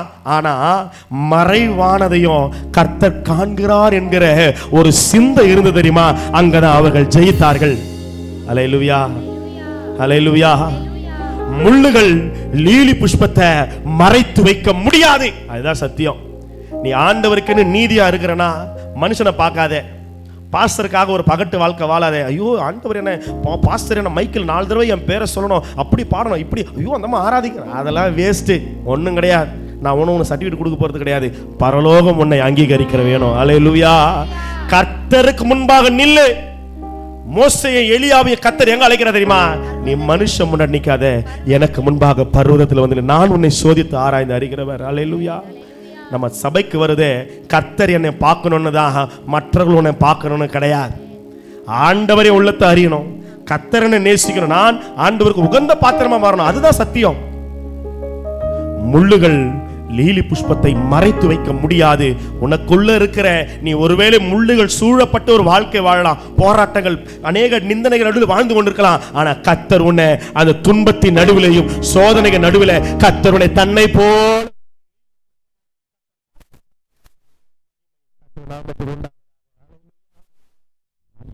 காவல் பண்ணு. உன் இருதயத்தை காவல் பண்ணு. எந்த ஒரு அசுத்தம் அந்த துறவில விழுந்துடக்கூடாதுப்பா. ஆடுகள் அதில் வாய் வைக்காது. எந்த தூசி தும்பம், உலகத்தினுடைய அசுத்தங்கள், ஆசைகள், இச்சைகள் அந்த தண்ணியில விழுந்துடக்கூடாது, உன் இருதயத்தில் விழுந்துடக்கூடாது. கர்த்தர் ஆண்டவர் உன்னிடத்துல அது வர முடியாது. ஹல்லேலூயா. வெளிச்சமான பிரகாசமான ஏதேன் தோட்டத்துல முதல் ஆதாம் பாவத்தில் விழுறான். வெளிச்சம் இருந்ததையா, அவன் பாவத்தில் விழுந்தான். இருள் சூழ்ந்த காரிருளான கெத்செமனே தோட்டத்தில் பிந்தின ஆதாமாகிய கிறிஸ்து பாவத்தை ஜெயமாய் எடுத்து வென்றார். அல்லேலூயா, அல்லேலூயா. இன்று உனக்காக ஜீவனை கொடுத்த இயேசு உனக்கு ஒரு மறுவாழ்வை கொடுத்து நிறுத்தி இருக்கிறார்னா அந்த வாழ்க்கை அவருக்காக வாழும்படியாய். அல்லேலூயா. அவர் முள்முடிகளை ஏற்றார், முன்னணையில் வந்தார். எதற்காக? என்னை ஆண்டவர் மகிமைப்படுத்தும்படியா. சில சூழ்நிலைகள் வழியா நீ கடந்து வரலாம், ஆனா அந்த சூழ்நிலைகளை மறைத்து வைக்க முடியாது. மோசே பிறக்கும் போது மிகுந்த அழகுள்ளவனா. என்னம்மா? ஹலோ, கவனிங்களா, எல்லாம் நிமிர்ந்து உட்காருங்க. மோசே எத்தனை மாசம் தான் ஒளிக்க வைக்க முடியும்? சொல்லுங்களேன். 3 மாதம் அளவு. அது மேல ஒளிச்சு வைக்க முடியாது. கர்த்தர் கொடுக்கிற மகிமை, உன் பரிசுத்த ஜீவியம் சத்துரு என்னாலும் மறைத்து வைக்க முடியாது. ஒரு காலம் வரும் நீ உயர்ந்து நிற்பாய். ஒரு காலம் வரும் கர்த்தருடைய கரமுனை உயர்த்தி வைக்கும். நீ தெய்வத்துக்காக வாழ்ந்து பாரு. நீ யாருக்காக வாழ்கிறாயோ அந்த தெய்வம் உன் தலையை உயர்த்தி. எத்தனை பேர் விசுவாசிக்கிறீங்க? அதுக்கு மேல ஒளிச்சு வைக்க முடியாது அந்த குழந்தைய. சொல்லுங்க, ரொம்ப காலம் நான் ஒளிந்திருக்க மாட்டேன், கர்த்தர் என்னை வெளிப்படுத்துவார். ஆகாபுக்கு எலியாவை ஆண்டவர் காண்பிக்க சொன்னார். நீ மறைந்திருந்த நாட்கள் போதும், கர்த்தர் ஒரு நாள் உன்னை வெளியே கொண்டு வருவார். அல்லேலூயா, அல்லேலூயா. லீலி புஷ்பத்தை ஆண்டவர் எப்படி பார்க்கிறார் பாருங்களேன். நேசத்தோடு பார்க்கிறார், தன்னை போல பார்க்கிறார். அது கர்த்தருக்காக வாழ்கிற அந்த பிரகாசம் உள்ள ஒரு ஜீவியத்தை ஆண்டவர் பார்த்து சொல்றாரு, உன்னை நீ காத்து கொண்டால் மணவாளன் உன்னிலே நேசமா இருப்பார். நான் அவருடையவள், அவர் என்னுடையவள், நான் என் நேசருடையவள். இது முழுசும் பார்த்தீங்கன்னா ஒரே ஒரு கான்செப்ட் தான் சொல்ல உன்னத பாட்டு. நான் என் நேசருடையவள், அவர் என்னுடையவர். அவ்வளவுதான். நான் ஆண்டவர் சொந்தம், அவர் எனக்கு மட்டும்தான். ஒரே ஒரு வாழ்க்கை அவரோடு வாழ்ந்து முடிச்சிடணும். ஹல்லேலூயா, ஹல்லேலூயா, ஹல்லேலூயா. ஓ, வசனம் சொல்லுது, தூதர்கள் இயேசுவான கல்லறையில் உட்கார்ந்து சொல்றாங்க, அவர் இங்கே இல்லை, அவர் அங்கே இல்லை. ஆனா இந்த கிறிஸ்துமஸ் நாளில் நீங்கள் கட்டுகிற நட்சத்திரம் தெரியுமா எதுக்கு அடையாளம்னா, அந்த நட்சத்திரம் சாஸ்திரிகளுக்கு வழி காட்டிக்கிட்டே வந்து பிள்ளை இருக்கும் இடத்திலே அந்த நட்சத்திரம் என்ன பண்ணிச்சா, கரெக்டா வந்து நின்னுச்சு. அந்த நட்சத்திரம் சொல்லுது, இயேசு இங்க இருக்கிறார், இயேசு இங்க, இயேசு இங்க வாழ்கிறார். அப்ப யாரெல்லாம் ஸ்டார் கட்டிய கிறிஸ்துமஸ்க்கு என்ன அர்த்தம் தெரியுமா? இயேசு என்னிலே வாழ்கிறார், இயேசு இங்க இருக்கிறார், என்னிலே கிறிஸ்து பிறந்து இருக்கிறார். அதுதான் சத்தியம். சும்மா 500 ரூபாய்க்கு ஸ்டாரை வாங்கி சீரியல் போட்டு கொளுத்தி விடுறது கிடையாது. என் ஜீவியம் மாறணும், என் வாழ்க்கை இயேசுக்கு ஒரு பிரியமுள்ள ஒரு வாழ்க்கையாக மாறணும். ஆண்டவர் சொல்லுகிறார், உன்னை குறித்து சொல்லுகிறார், என் தனிப்பட்ட வாழ்க்கை பரிசுத்தம் உள்ளதாய், நீதி உள்ளதாய், தெய்வத்துக்கு பிரியமாய் மாறணும். எல்லா காவலோடும் உன்னை காத்துக்கொள்ளு. முதல் காரியம். இரண்டாவது காரியம் குடும்பம். இப்ப முதல்ல நமக்காக ஆண்டவர் பேசினார், இரண்டாவது எதுக்கு பேசுறாரு? குடும்பத்தை குறித்து ஆண்டவர் பேசும்போது வசனம் சொல்லுகிறது. ஆதியாகமத்தின் புத்தகம் 2வது அதிகாரம் 15வது வசனம். ஆதியாகமம் 2:15. தேவனாகிய கர்த்தர் மனுஷனை ஏதேன் தோட்டத்தில் அழைத்து கொண்டு வந்து அதை பண்படுத்தவும் காக்கவும் வைத்தார். நல்லா கவனிங்க. எல்லாத்தையும் கொடுத்துட்டு ஆண்டவர் ஏதேன் தோட்டத்துல மனுஷனை கொண்டு வந்து ஆண்டவர் என்ன கொடுக்கிறாரா? முதல்ல பண்படுத்தவும் வேலை கொடுக்கிறார். புருஷங்காரன் நல்ல வேலை செய்கிறவனா இருக்கணும். வெளியே சொல்லுங்களேன். எந்த வேலையாவது செய்யணும். எதுக்காக? குடும்பத்தை காப்பாற்ற. எந்த வேலையும் தரம் குறைந்த வேலை கிடையாது. புரியுதுங்களா? அப்ப மனுஷன் எதுக்கு உழைக்கிறான்? தன்னுடைய குடும்பத்தை காப்பாற்ற. சோம்பேறியா இருந்துடக்கூடாது, குடிகாரனா இருக்கக்கூடாது, தண்ணி அடிக்கிறவனா, பாக்கு போடுறவனா, ஆன்சு போடுறவனா, இன்னைக்கு என்னென்னவோ கூலிப்பு, கஞ்சா, சிகரெட் பிடிக்கிறவனா, உன் வாழ்க்கை மேல வரவே முடியாது. வாழ்க்கையில மேல வரவே முடியாது. ஆண்டவர் சொல்றாரு, நீ உழைக்கணும். எதை காக்கணும்? தோட்டம் என்பது குடும்பத்துக்கு சமானமாய் சொல்லப்பட்டிருக்கிறது. அல்லேலூயா. தோட்டம் என்பது எதுக்கு அடையாளம்? சொல்லுங்க. குடும்பத்துக்கு அடையாளம். ஆண்டவர் தோட்டத்துல கொண்டு வந்து, அப்பா நீ சாப்பிடு தூங்கு, சாப்பிடு தூங்கு, சாப்பிடு. சொல்லுங்களேன். அப்படியே சொன்னாரு, ஏய் நீ நல்லா சாப்பிட்றா, சாப்பிட்டது ஜீரணம் ஆகணும், உன் உடம்பு ஸ்லிம்மாக இருக்கணும், பொதன்னு பன்னிக்குட்டி மாரி ஆயிடக்கூடாதுன்னா நீ என்ன பண்ணு? சோம்பேறியா இருக்கக்கூடாது. ஏதாவது கலப்பை எடு, கடப்பார் எடு, மண்வெட்டி எடு, குனிஞ்சு நிமிந்து என்ன பண்ணு? இந்த தோட்டத்தை நீ பண்படுத்து. பாரு, உன்னை எடுத்த பத்தியா ஒரு லோடு மண்ணு, அந்த மண்ணுகிற இடத்துல என்ன பண்ணு? சரி பண்ணு. தோட்டத்தை துப்புரவாக்கிடி. தோட்டத்தை காக்கும்படியாய் பண்படுத்தும்படியாதான் ஆண் மகனை கர்த்தர் முதலாவது ஏற்படுத்துகிறார். அல்லேலூயா. அப்புறம்தான் மனைவி பிள்ளைகள்லாம். முதல்ல குடும்பத்தை காக்கிறவனாய், ஸ்திரீமார்கள் குடும்பத்தை காக்கிறவர்களாய், சகோதரமார்கள் குடும்பத்தை நேசித்து காக்கிறவர்களாய் இருக்க வேண்டும் என்று தேவன் விரும்புகிறார். உன்னத பாட்டு 1ஆம் அதிகாரம் 6ஆம் வசனத்திலே சொல்லப்பட்டிருக்கிறது. என்னை ஆண்டவர் வைத்த ஸ்தானம் எங்க தெரியுமா? என்னை தோட்டங்களுக்கு என்னை காவல்காரியா வைத்தார்கள். என்ன வேலை கொடுத்தார் ஆண்டவர் உனக்கு? எதுக்கு உன்னை கல்யாணம் பண்ணி வச்சாரு? ஒருவனை அல்லவா ஆண்டவர் படைத்தார். ஒருவனை படைச்சி ஒரு மனுஷியை ஆண்டவர் ஏற்படுத்தி ஆண்டவர் ஆசீர்வாதத்தை எதுக்கு தெரியுமா? பரிசுத்த சந்ததியை பெரும்படிதானே. அப்ப எனக்கு உண்டாகிற குழந்தைகள் சந்ததி என்பது என் மேல தேவ நோக்கம் என்னன்னா, வருகிற சந்ததி பேலியாளின் சந்ததியா இருக்கக்கூடாது, கீழ்ப்படியாத சந்ததியா இருக்கக்கூடாது, துன்மார்க்க சந்ததியா இருக்கக்கூடாது, சபையை தூஷிக்கிற சந்ததியா இருக்கக்கூடாது, நான் மற்ற ஜனங்களை போல நாதாப் அபியை போல போய் அந்நிய அக்கினி கொண்டு வர இருக்கக்கூடாது. நல்லா புரிஞ்சு கொள்ளுங்க, நல்லா புரிஞ்சு கொள்ளுங்க. பரிசுத்த சந்ததியை உருவாக்கும்படியாய் கர்த்தர் குடும்பத்தை ஏற்படுத்தினார்னா, பரிசுத்தம் ஒன்றுதான் பரிசுத்தத்தை உருவாக்க முடியும். அக்கினி ஒன்றுதான் அக்கினியை உருவாக்க முடியும். நீ எப்படி இருக்கிறாயோ, கணவன் மனைவி எந்த சாயல் இருக்கிறீங்களோ அந்த சாயலை உரித்து கொண்டுதான் சாயலாய் பிள்ளைகள் வெளிப்படுவார்கள். நீ தெய்வத்துக்கு பரிசுத்தமா நின்னா, நீ கணவன் மனைவிக்கு உண்மையின் உடன்படிக்கை நின்னா, உன் பிள்ளைகளும் தெய்வீக வாழ்க்கையில நிற்பார்கள். எத்தனை பேருக்கு புரியுதே? ஹல்லேலூயா, ஹல்லேலூயா, ஹல்லேலூயா. வசனம் சொல்லுது, என்னை திராட்சை தோட்டங்களுக்கு காவல்காரிய. அப்ப எனக்கு ஆண்டவர் கொடுத்துருக்க வேலை என்னது? காவல் காக்கணும். என் குடும்பத்தை நான் தான் காக்கணும், என் குடும்பத்தை நான் தான் போஷிக்கணும், வாரம் முழுசும் ஓடணும். என்ன சம்பாதிக்க முடியும்? எப்படி என் பிள்ளைகளை சேர்த்து வைக்க முடியும்? எப்படி என் பிள்ளைகளை கரை சேர்க்க முடியும்? என் பிள்ளைகளுக்கு அண்ட ஆகாரம் எப்படி கொடுக்க முடியும்? ஒரு ஒரு ஒரு ஆண் மகனுடைய இருதயம் எல்லாமே குடும்பத்தினுடைய தரத்தை உயர்த்துவதற்காகவே இருக்குன்னா கர்த்தர் அந்த மனிதனை ஆசீர்வதிப்பார். எப்படி குடிக்கலாம்? 500 ரூபாயில எப்படி 100 ரூபாய் மறைச்சு வைக்கலாம்? எப்படி தெரியாம குடிச்சிட்டு கொய்யா இலையை சாப்பிட்டு வரலாம், எலுமிச்சை இலையை சாப்பிட்டு வரலாம், அந்த மிட்டாய் போலாம், இந்த மிட்டாய் போலாம், நாசமா போயிருவேன். குடும்பம் உருப்படவே உருப்படா. கர்த்தருக்கு பயந்த ஒரு மனிதன் தான் குடும்பத்தை அடுத்த நிலையில கொண்டு போய் வைக்க முடியும். அல்லேலூயா.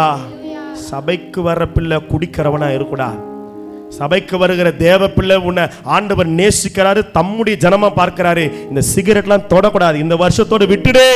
உன் வீட்டை குடும்பத்தை கர்த்தர் கட்டி தருவேன்னு வாக்கு தருகிறார். அல்லேலூயா. உன் வாழ்க்கை சீர்படும். அல்லேலூயா. என்னை வச்சது தோட்ட காவல்காரனா, ஆனா என்ன செஞ்சிட்டேன் தெரியுமா? என் சொந்த திராட்சை தோட்டத்தை ஆண்டவர் என்ன சொல்றாரு? சொந்த திராட்சை. உனக்கு கொடுத்த மனைவியை நீ நேசிக்கிறாயா? நீ உனக்கு கொடுத்த கர்ப்பத்தின் பிள்ளைகளை நீ நேசிக்கிறாயா? பிள்ளைகள் தகப்பன்மார்களை பெற்றோரை நேசிக்கிறாயா? மனைவி கணவன் பிள்ளைகளை நேசிக்கிறாயா? இன்றைக்கு தன்னைத்தானே நேசிக்கிறான். மணிக்கணக்கில் இந்த மாதிரி ஒரு ஸ்டாண்டு வச்சுட்டு ஒரு வீட்டுக்கு போனால் ஒரு பெரிய ஒரு ரிங்கு லைட்டு, அதுக்குள்ள ஒரு கேமரா ஸ்டாண்டை கேட்டால் அது ஒரு யூடியூப்ல ஒரு விளாகு வீடியோ ஃபுல்லாக அள்ளி பவுடர் அள்ளி பூசிக்கணும். வாழ்க்கையே இந்த ஒரு ஒரு இந்த இதுலேயே போயிடுது. கவர்ச்சியின் காரியம் கேட்டால் இன்ஸ்டாகிராமு, ஃபேஸ்புக்கு, அதில் போடணும், ஷார்ட்ஸ் போடணும், அதில் போடணும், இதில் போடணும். வாழ்க்கையை பிசாசு தாறுமாறாக்கி கொண்டு இருக்கிறான். அநேக ஸ்திரீகளுடைய வாழ்க்கையை கவர்ச்சி என்கிற ஒரு காரியத்தில், ஆடை அலங்காரம் என்கிற காரியத்தில் தன்னை அழகாக காமிச்சிக்கணும். கேட்டால் என் வீட்டுக்காரர் ஒன்றும் தெரியாது, ஒன்றும் தெரியாது. வீட்டுக்காரர் தான் இத்தனை லட்ச ரூபா வீடு கட்டுறாரு, உனக்கு நல்ல புடவையை வாங்கி தராரு, பிள்ளைகளுக்கு ஃபீஸை கட்டுறாரு, ராப்பகலை உழைக்கிறாரு. அந்த மாதிரி என்ன சொல்லலாம்? அது மண்ணு, ஒன்றுமே தெரியாது. அந்த மனிதனுடைய கணம்தான், அந்த மனிதனுடைய உழைப்பு தான் இன்று நீ அணிந்து கொண்டிருக்கிற வஸ்திரமா இருக்கிறது. நல்ல மனைவி தன் கணவனுக்கு கிரீடமா இருக்கிறா. நம்ம நல்லொழுக்கம் உள்ள ஸ்திரீ, நல்ல ஸ்திரீயை ஆண்டவர் என்னவா வைக்கிறாரா? புத்தியுள்ள ஸ்திரீ தன் கணவனுக்கு கிரீடமா இருக்கலாம். அப்போ ஒரு கணவனுடைய கனம் எங்கிருந்து வருதா? மனைவியிடத்தில் வருகிறது. அப்போ ஒரு மனைவி கணவனை கனம் பண்ணுகிறவனாய், நேசிக்கிறவனாய், கணவனுக்கு உண்மை உள்ளவனாய் இருக்க வேண்டும் என்று வேதம் சொல்லுகிறது. வேதத்தில் 2 பொண்டாட்டி நிறைய பேர் கட்டினானுங்க. வாழ்க்கையே ஏண்டான்னு கேள்விலாம் கேட்டாங்க. இது மன நோவா போயிடுச்சு. ஒரு பழைய காலத்தில் அந்த கஸ்டம்ஸ்லாம் இருந்தது. 2 மனைவிகள், அதெல்லாம் ஒரு சாதாரண மறுமணி அட்டைகள விஷயமா இருந்தது. ஆனால் பார்த்தீங்கன்னா யாக்கோபை பிச்சு இந்த பக்கம் அந்த பக்கம் போட்டு புரண்டு எடுத்து ஒரு வழி ஆக்கிட்டான். நல்லா புரிஞ்சுக்கொள்ளுங்க. சத்தியம் சொல்லுது ஒருவனுக்கு ஒருத்தி. அப்போ நல்லா புரிஞ்சுக்கொள்ளுங்க, தேவையற்ற வாழ்க்கை முறை, எக்ஸ்ட்ரா மேரிட்டல் அஃபேர் ஒரு நாள் நமக்குள்ள வரக்கூடாது. தவறான காரியம், தவறான ஒரு இயக்கங்கள், தவறான சிந்தனைகள், இன்னொரு மனிதனை தவறாக பார்க்கிற காரியம், இன்னொரு ஸ்திரியை தவறான கண்ணோட்டத்தோடு பார்க்குற காரியம் கிறிஸ்தவ பிள்ளைக்குள்ள வரக்கூடாது. பார்த்தோம் செய்யறோம் அப்படின்னா என் திராட்சை தோட்டத்தை குழி நரிகளும் சிறு நரிகளும் அது திராட்சை தோட்டத்தை கெடுத்து போடுமா. வசனம் தானே சொல்லுது. என் தோட்டம் எப்படி இருக்குதான்? பூவும் பிஞ்சுமா இருக்கிறது. தோட்டத்தை கெடுத்து போடுற குழி நரிகளும் சிறு நரிகளும் நமக்காக பிடியுங்கள். அதே அதிகாரத்துல வசனம் சொல்றேன், 2ஆம் அதிகாரம். திராட்சை தோட்டங்களை கெடுக்கிற குழி நரிகளையும் சிறு நரிகளையும் நமக்கு பிடியுங்கள். நம்முடைய திராட்சை தோட்டங்கள் பூவும் பிஞ்சுமா இருக்கிறது. அப்ப தோட்டத்தை கெடுக்க எது வருது? நரிகள் என்று சொன்னால் துர் ஆலோசனை, துர் இச்சைகள், துர் ஆலோசனைகள், துர் சிந்தனைகள். எல்லா காவலோடும் இருதயத்தை காத்துக்கொள்ளும், உன் குடும்பத்தை பாதுகாத்துக் கொள்ளுன்னு ஆண்டவர் சொல்றார். நீதிமொழிகள் 27:18 சொல்லுது, அத்தி மரத்தை காக்கிறவன் அதனுடைய கனியை புசிப்பான். நீ குடும்பத்தை காத்தினா அந்த கனியினுடைய ஆசீர்வாதம் உனக்கு வரும். இன்னைக்கு தேவையில்லாத ஸ்திரீகள், தேவையில்லாத பழக்க வழக்கங்கள், யூடியூப்ல பார்க்கிற விஷயம், நள்ளிரவிலே பார்க்கிற விஷயம், ஆபாசமான காரியங்கள், சிற்றின்பமான காரியங்கள், இது எல்லாம் தோட்டத்துக்குள்ள சிறு நரிகளை கொண்டு வருகிறது. தோட்டத்துக்குள்ள அசுத்தங்களை கொண்டு வருகிறது. உன் தண்ணீரை அது கெடுத்து போடுகிறது. அப்ப ஆண்டவர் சொல்றாரு உன்னத பாட்டு 4ஆம் அதிகாரம் 12ஆம் வசனத்தை எடுத்து வாசிங்களேன். என் சகோதரியே, என் மனவாளியே. இங்க 3 காரியம் சொல்றார். முதல் காரியம், நீ அடைக்கப்பட்ட தோட்டம்.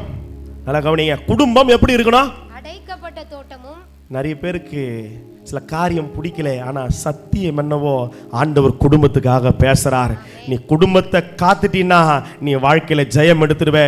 இன்னைக்கு நான் சொல்றேன், என் காதுகளை நிறைய சத்தம் விழுது. நிறைய பேரோட குடும்பத்தோட கதைகளை நான் செய்தியை நான் கேட்கறேன். என்ன தெரியுமா? என் கணவர் இப்படி செய்வார் நினைக்கவே இல்லையா, என்று ஊழியம் குடும்பம் கெட்டு போய் கிடக்கிறது, என்னால வாழ முடியல, டைவர்ஸ் வரைக்கும் போயிட்டு நான் நின்று கொண்டு இருக்கிறோம். நிறைய குடும்பத்தினுடைய செய்திகள் எங்கள் காதுகளை விழுகிறது. கர்த்தர் சொல்றாரு, உன் குடும்பத்துக்கு உண்மையாயிரு, உன் குடும்பத்தை காத்துக்கொள்ளு, நீ அடைக்கப்பட்ட தோட்டம். அல்லேலூயா, அல்லேலூயா. லாக்ட் கார்டன் சொல்லப்படுறது, பூட்டப்பட்ட ஒரு தோட்டமாய். அப்ப பூட்டப்பட்ட தோட்டத்துல யாரும் உள்ள வரவே முடியாது.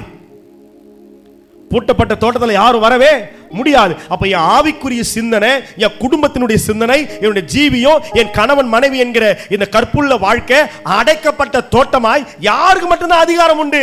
கணவனுக்கு மட்டும்தான். யாருக்கு மட்டும்தான் அதிகாரம் உண்டு? மனைவிக்கு மட்டும்தான். இப்படிப்பட்ட ஒரு காரியம் என்றைக்கு வருகிறதோ அங்கே மணவாளன் மகிழ்ச்சி அடைகிறார். அல்லேலூயா, அல்லேலூயா, அல்லேலூயா. மறைவு கட்டப்பட்ட நீரூற்று, அதாவது சீல்டு அப்படின்னு சொல்ல, ப்ரொடெக்டட் அப்படின்னு சொல்லப்பட்டு, நல்லா கவனிங்க, ப்ரொடெக்டட், பாதுகாக்கப்பட்ட. அதுதான் நீ ஆதியாகமம் 29:3ஆம் வசனத்திலே சொல்லப்பட்டிருக்கிறது. பெரிய கல்லினாலே என்ன பண்ணுவாங்களா, கொண்டு வந்து அந்த கிணற்றின் வாசலை மூடி வைப்பாங்க. ஏன் தெரியுமா? அந்த கிணற்று நீரிலே அநேக ஜீவன்கள் வாழ போகிறது. நல்லா கவனிங்க. கணவன் நினைக்கிறான் இது என்னுடைய சுதந்திரம், மனைவி நினைக்கிறா இது என்னுடைய சுதந்திரம். நான் ஏன் அந்த ஆளுக்கு நான் அடிமையாக கிடக்கணும்? நான் ஏன் அவர் பேச்சை நான் ஏன் சகிக்கணும்? நான் ஏன் அவ பேச்சை நான் ஏன் கேட்கணும்? என் இஷ்டம் போல வாழ்வேன். இஷ்டம் இருக்குதோ இல்லையோ சொல்லுங்க, வாய்த்த சொல்லு. இஷ்டம் இருக்குதோ? உன் மனைவி முகத்தை பார்க்க பிடிக்குதோ பிடிக்கலையோ சொல்லுங்களேன். உன் கணவன் முகத்தை பார்க்க பிடிக்குதோ பிடிக்கலையோ சொல்லுங்க. சொல்ல மாட்டீங்க. யாரோட தான் வாழ்ந்து முடிக்கணும்? 10 லைசன்ஸ் கிடையாது, ஒரே ஒரு வாழ்க்கை, ஒரே ஒரு பரலோகம். கொடுத்த இந்த உறவிலே, திருமண உறவிலே கர்த்தரை மகிமைப்படுத்தணும். ஹல்லேலூயா, ஹல்லேலூயா, ஹல்லேலூயா. இதுக்கு அழகா யோபு சொல்லுவாரு, என் கண்களோடு உடன்படிக்கை பண்ணின நான். என்ன சொல்றாரு? என் கண்களோடு உடன்படிக்கை பண்ணிட்டேன், இன்னொரு பக்கம் நான் திரும்ப மாட்டேன். ஹல்லேலூயா, ஹல்லேலூயா. ஒன்று புரிஞ்சு கொள்ளுங்க, இந்த உலகத்தில் ஒன்று விட ஒன்று அழகாக தான் இருக்கும். அப்படி போனால் நம்முடைய வாழ்க்கை வேசிதனமாய் மாறி போகும். கர்த்தர் எனக்கு கொடுத்ததில் நான் திருப்தி மகிழ்ச்சி அடைகிறவனாக இருந்தா என்னை போல மகிழ்ச்சி உள்ளவன் யாருமே இல்லை. ஹல்லேலூயா, ஹல்லேலூயா. கண்களோடு உடன்படிக்கை பண்ணிக்கொள்ளு, கண்களோடு உடன்படிக்கை பண்ணிக்கொள்ளு. கண்களோடு உடன்படிக்கை பண்ணினான் ஒரு கண்ணியின் மேல திருமண பந்தம், என் குடும்பத்தை நான் காவல் காக்கிறேன். ஹல்லேலூயா. தேவையற்ற உறவு. சில பேர் தானா வந்து விழுவாங்க, நானா பேசலையா. அந்த அண்ணனா வந்து ஃபர்ஸ்ட் என்ன ஆரம்பிப்பாங்க, அந்த ஐயாவா வந்தார், அண்ணனா வந்தார், தம்பியா வந்தார், கடைசியில் என்ன வாங்கிடும்? அது வாழ்க்கை சிதறி கிடக்குது. நிறைய பேருக்கு தவறான பழக்க வழக்கங்கள், தவறான வாழ்க்கை முறையில் பிள்ளைகள் சிதறடிக்கப்பட்டு. நல்லா புரிஞ்சுக்கொள்ளுங்க, ஒரு ஏர் மாடுல, ஒரு ஏர்ல 2 மாடுகள் இருக்கும், 2 பக்கம், ஒன்று இந்த பக்கம் ஒன்று இந்த பக்கம். அதை கணவன் மனைவியை வைத்துக் கொள்ளுங்க.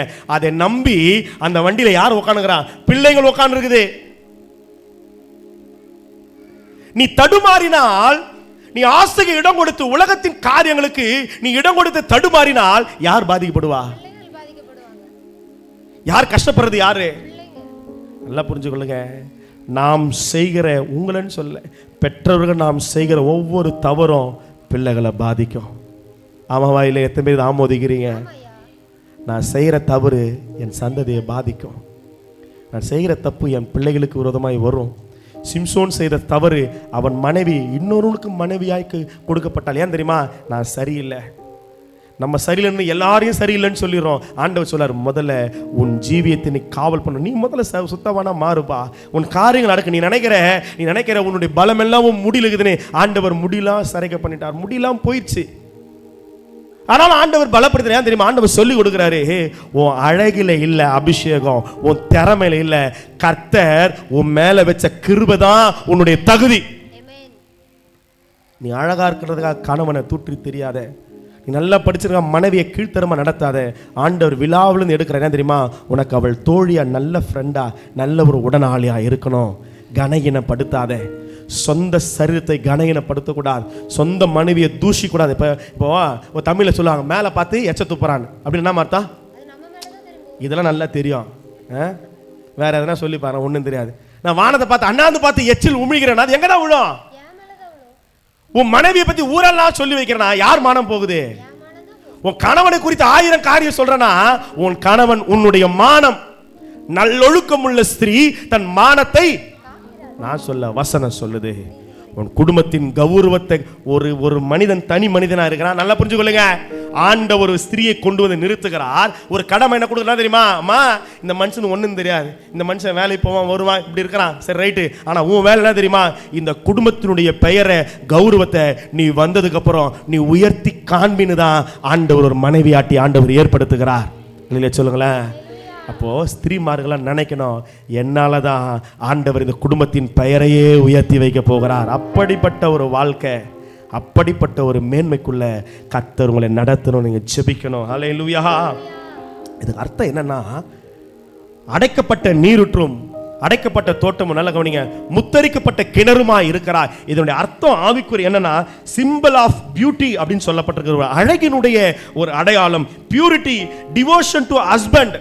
கணவனுக்காக அவள் வாழ்கிற ஒரு அர்ப்பணிக்கப்பட்ட வாழ்க்கை தான் அந்த அடைக்கப்பட்ட தோட்டமாய், காவல் காக்கப்பட்ட முத்தரிக்கப்பட்ட கிணறாய் என் நேச என் மனவாளுக்கு ஒருவர் தான். அவர் மட்டும்தான் என்னை ஆளுகை செய்கிறவர். அவர் ஒருவரே என்னுடைய எஜமான். என் ஜீவியம் எல்லாம் கணவருக்காக தான், என் மனைவிக்காக தான். Devotion to each other. துணைவியாருக்கு நாம் கனம் பண்ணுகிறவர்களாய் அர்ப்பணிக்கப்பட்டவர்களா இருக்கணும். கையப்படிமா சொல்லுவாங்க, இன்பத்திலும் துன்பத்திலும் எல்லாத்திலும் உன்னை நான் காப்பாற்றுவேன். மனைவி கணவனை காப்பாற்றணும், கணவன் மனைவியை காப்பாற்றணும். காவல் காக்க தான் ஆண்டவர் குடும்பத்தை ஏற்படுத்தினார். உன் குடும்பத்தை காவல் பண்ணு. அல்லேலூயா. உன் குடும்பத்தை காவல் பண்ணு. யோசேப்பு, இயேசுவினுடைய தகப்பனாகிய யோசேப்பு, இந்த மனுஷனை நம்ம தியானம் பண்ண வச்சுங்களேன், ஆச்சரியமான ஒரு மனிதன். நிச்சயம் மட்டும் நடக்குது. அவள் பரிசுத்த ஆவியினாலே மரியாள் அவர்கள் கர்ப்பவதியான தெரிஞ்ச உடனே சரி தெரியாம நம்ம டைவர்ஸ் பண்ணிடலாம், தெரியாம நம்ம தள்ளி விட நினைக்கும் போது ஆண்டவர் இறங்கி வந்து சொல்றாரு, யோசேப்பே நீ மரியாளை தள்ளி விட்டுறாதப்பா, அவள் இடத்துல உற்பத்தியாகிறது பரிசுத்தம் உள்ளது, நீ தள்ளிடாத, சேர்த்து கொள்ளுன்னு சொல்றாரு. தேவனுடைய கட்டளைக்கு ஊர் உலகம் என்ன சொல்லுமோ அதெல்லாம் நினைக்க அவர் யோசிக்கல. அவருக்கும் அந்த அம்மாவுக்கும் இருக்கிற அந்த ஐக்கியத்தை எப்படி ஆச்சுன்னு அப்படிப்பட்ட சந்தேக பார்வையில பார்க்கல. அவர் என்னாலும் மரியாளை காப்பாற்றினார். எதுல? கர்த்தருடைய வசனத்தினாலே. ஒரு ஆண்மகன் கர்த்தருடைய தேவ சமூகத்தில் வருகிற ஆண் பிள்ளைகள், கணவன்மார்கள் வசனத்தை சத்தத்தை கேட்டாதான் குடும்பத்தை காக்க முடியும். அல்லேலூயா. ஆண்டவருடைய சத்தத்தை கேட்டு நடக்கிறார். முதல் குமாரனாகிய இயேசுவை பெரும் வரையிலே அவளை தொடவே அறியாதிருந்தார். எத்தனை கனமுள்ள மனுஷன் பாருங்களேன், எத்தனை தெய்வ பயமுள்ள ஒரு மனுஷன் பாருங்களேன். ஆண்டவர் திடீர்னு வந்து சொல்லுவார், அப்பா ஏரோது பிள்ளையை கொலை செய்ய வகை தேடுறான், நீ எழுந்து எகிப்துக்கு போ. ராத்திரி நடக்கிறார் மனுஷன், கழுத மேலே அம்மா உட்கார வச்சு குழந்தை கொடுத்துட்டு நடந்து கூட்டு போகிறார்.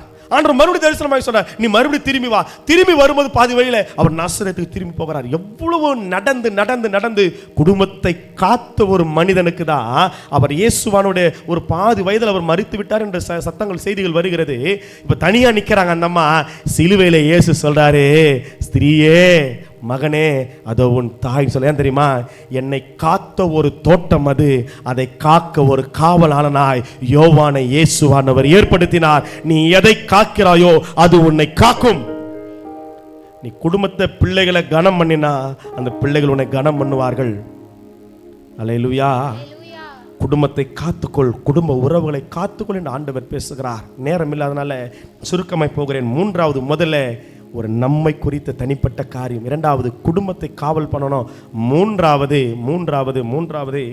சபை ஊழியங்களை குறித்து வாசிக்கும் போது லேவியர் ஆகமத்தின் புஸ்தகம் சில வசனங்கள் இருக்குது, வேகமாய் சொல்லுகிறேன். 8:35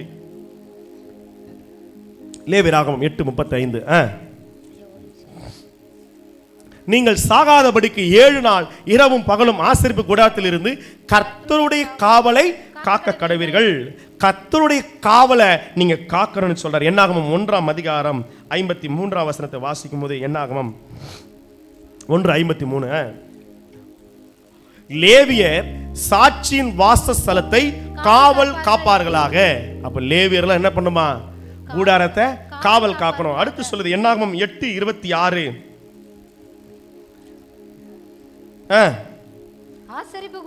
ஆசரிப்பு கூடாரத்தின் காவலை காக்கிறதுக்கு தங்கள் சகோதரர் கூட ஊழியம் செய்வதே அன்றி. அப்போ இந்த காவல் காக்கிறது ஆண்டவர் என்னமா சொல்லுகிறாரு? இது ஊழியம். என்னாகும் 18:2-3 இதை ஊழியமாய் கர்த்தர் ஏற்படுத்துகிறார். இந்த ஊழியம் நீயும் உன் குமாரருமோ சாட்சியின் கூடாரத்துக்கு முன் ஊழியம் செய்ய கடவீர்கள். ஆலயத்தை பாதுகாப்பது, கர்த்தருடைய சமூகத்தினுடைய காவலை காப்பது ஊழியம் என்று சொல்லுகிறார். 1 நாளாகமம் 23:32 சொல்லப்பட்டிருக்கிறது. 1 நாளாகமம் 23:32 அது வேலை, கர்த்தர் உனக்கு கொடுக்கப்பட்ட ஒரு கனமுள்ள வேலையா இருந்தது. அல்லேலூயா. 1 நாளாகமம் 9:22-33 வரைக்கும் வாசிச்சீங்கன்னா கர்த்தர் லேவியருக்கு காவல் காப்பதை ஒரு ஊழியமாய் தத்தமாய் ஏற்படுத்தினார். அல்லேலூயா. ஆகவேதான் சகரியாவின் புஸ்தகம் 3:1-7 வசனங்களை வாசிச்சோம் அப்படின்னா வசனம் அழகாய் சொல்லுகிறது, பிரதான ஆசாரியனாகிய யோசுவாவை எனக்கு அவர் காண்பித்தார். என்ன சொல்றாரா? சாத்தா வந்து நிக்கிறான். எதுக்கு? உன் சந்ததி தீட்டுப்பட்டு கிடக்குதுப்பா, நீ ஏதோ ஒன்றில் ஊழியத்தை கனஈனமா செய்யற, சபையை குறித்த ஒரு ஜாக்கிரதை இல்ல, சபை ஒரு வந்து போகிற இடமா பாக்குற, இந்த ஊழியம் ஏதோ ஒரு பெரிய ஒரு காரியமா எனக்கு கிடைச்சிருச்சுன்னு நீ மேன்மை பாராட்டுற இல்ல. இது உனக்கு கிருபையினாலே கிடைத்தது. தேவன் தம்முடைய ரத்தத்தினாலே ஆண்டவனுக்கு சம்பாதித்து கொடுத்த ஒரு ஊழியம் இது. அல்லேலூயா, அல்லேலூயா. ஆண்டவர் சொல்றாரு, சுத்தமான பாகை வெண் வஸ்திரங்களை ஆண்டவர் கொடுத்து மறுபடியும் அந்த நிலையில நிறுத்தி ஆண்டவர் சொல்றாரு 7ஆம் வசனத்துல, சேனைகளின் கர்த்தர் உரைக்கிறது என்னவென்றால், நீ என் வழிகளிலே நடந்து. அப்ப ஆண்டவர் சபைக்கு என்ன சொல்றாரு? நீ என் வழிகளில் நடந்து. ஊழியத்தில் இருக்கிறவங்க, சபையில் இருக்கிறவங்க, சபையை பெருக்கிறவங்க, கூட்டுறவங்க, அது என்ன வேலை, மைக்கு போடு, கீபோர்டு வாசிக்கிறது, கிட்டார் வாசிக்கிறது, என்ன வேலை செஞ்சாலும் சரி, கர்த்தருடைய வழியிலே நடந்து இந்த ஆலயத்தை நீ காப்பாயானால் நீ என் ஆலயத்தில் நியாயம் விசாரிப்பாய். கர்த்தர் கனம் பண்ணுகிறவராய் இருக்கிறார். அல்லேலூயா. என் பிரகாரங்களையும் காவல் காப்பாய். இங்கே நிற்கிறவர்களுக்குள்ளே உலாவுகிறதற்கு இடம் நான் உனக்கு கட்டளையிடுவேன். அல்லேலூயா. ஆண்டவர் இடத்தை கட்டளையிடுகிறார். என் சமூகத்தை காவல் பண்ணு, என் சமூகத்தை காவல் பண்ணு. என் சமூகத்தில் எவ்வளவு விளக்கு எரியணும். ஏன் ஆண்டவர் லேவி ஏற்படுத்துறாரு? அந்த குத்து விளக்கு எப்பொழுதும் எரிந்து கொண்டே இருக்கணுமா? இந்த சின்ன சாமுவேலு தன்னுடைய வேலையில ஜாக்கிரதையா இருந்தார். இரவு தூங்குறதுக்கு முன்னாடி எண்ணெய் ஊத்திடுவாரு. அந்த எண்ணெய் காலையில வரைக்கும் எரிஞ்சிட்டே இருக்கும். காலைல எந்திரிச்ச முதல் வேலையா தன்னை சுத்தம் பண்ணி எண்ணெய் மறுபடியும் ஊற்றுவார். அந்த குத்து விளக்கு எப்போதும் எரிந்து கொண்டே இருந்தது. பலிபீடத்தின் அக்கினி எப்போதும் எரிந்து கொண்டே இருக்கிறது. எனக்குள்ள இருக்கிற ஆவியின் அக்கினி. ஒன்னு புரிஞ்சு கொள்ளுங்க, உங்க அழைப்பு, உங்க ஊழியம், கர்த்தர் உங்க மேல வச்ச தரிசனம், இதை நீ காவல் காத்துக்கொள்ளு. எதற்காகவும் இழந்து விடாதே. கர்த்தர் உன்னை வைத்த ஸ்தானத்திலே நில்லு. அல்லேலூயா. கர்த்தர் உங்க வச்ச கிருபை, கர்த்தர் உங்களுக்கு கொடுத்த அழைப்பு, ஊழியம், இந்த காரியத்தில் தரிசனத்தில் உறுதியாய் நில்லு. அதை காவல் காத்துக்கொள்ளு. மேய்ப்பர்கள் ராத்திரியில மந்தையை காவல் காத்து கொண்டிருந்தாங்களா? மேய்ப்பர்கள் என்ன பண்ணாங்களா? மந்தை என்ன பண்றாங்க? ராத்திரியிலே தங்கள் மந்தையை காத்துக்கொண்டு. ராத்திரியிலே லூக்கா 2ஆம் அதிகாரம் 8ஆம் வசனம் சொல்லுது, வயல் வெளியிலே தங்கி அங்கேயே தங்குறான். இதான் என் ஊழியம். என் சபையை குறித்த ஒரு நேசம், சபை குறித்த ஒரு எண்ணம், சபை ஊழியத்தை குறித்த ஒரு தாக்கம். என் சபை இப்படி இருக்குது, சபைக்காக ஏதாவது செய்யணும், என் ஊழியத்தை நான் செய்யணும், கர்த்தர் மேல வச்ச அழைப்பை நிறைவேற்றணும். ராத்திரியிலே தங்கள் மந்தையை காத்து என்ன பண்றாங்க? காவல் காக்குறான். மந்தையை காக்குறான், சபையை காக்குறான். விசுவாசியை காக்கணும். ஜபத்துல நீ ஜபத்துல ஊழியக்காரர்களை காக்கணும். எத்தனை பேர் ஊழியக்காரர் ஜெபம் பண்றீங்க? எப்படா கல்லெத்து சாவடிலாம் தான் பார்க்குறாங்க இந்த காலத்துல. எத்தனை பேர் சபைக்காக ஜெபம் பண்றீங்க? எத்தனை பேர் ஊழியத்துக்காக ஜெபம் பண்றீங்க? எத்தனை பேர் ஊழியக்காரருக்காக ஜெபம் பண்றீங்க? சபையின் ஊழியர்கள் உங்களுக்காக ஜெபிக்கும் போது நீங்களும் ஊழியங்களுக்காக ஜெபிக்கணும். அல்லேலூயா. அவர்கள் மந்தையை காத்து கொண்டிருந்தார்கள்.